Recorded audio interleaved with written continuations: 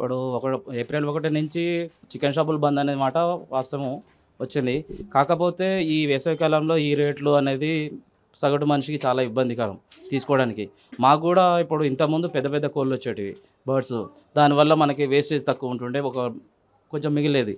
ఇప్పుడు ఏమైతుందంటే ఎక్కువ రేట్లు పెంచేసి తక్కువ చిన్న చిన్న కోళ్ళేయడం వల్ల వేస్టేజ్ ఎక్కువ పోతుంది. కిలోకి 700, 800 గ్రాములు ఇట్లా కూడా వెళ్ళిపోతుంది. సో, దానివల్ల సామాన్య ప్రజలకు కష్టం. అట్లా తినడానికైనా, తీసుకోవడానికైనా మాకు కూడా దీంట్లో మార్జిన్ ఎక్కువ లేదు.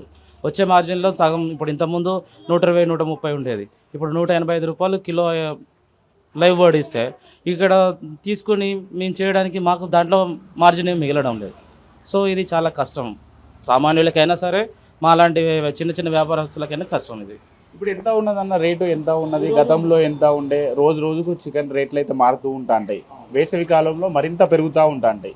కాబట్టి ఈ రోజు ఎంత ఉన్నది? దాదాపు ఎంత పెరిగే అవకాశాలు ఉన్నాయి? మీకు ఎంత పడుతుంది అది? ఈరోజు వచ్చేసి మాకు లైవ్ బర్డ్ రూ. 185 ఉంది. మాకు చికెన్ వచ్చేసి రూ. 350 ఉంది. ఇంకా పెరిగే అవకాశం ఉందని చెప్పి మనకి వార్తల్లో వస్తూ ఉంది. మరి అది ఎంతవరకు నిజమని తెలియదు. 400 వరకు కూడా అవుతుంది, పెరగొచ్చనే ఒక వచ్చిందనమాట సూచన.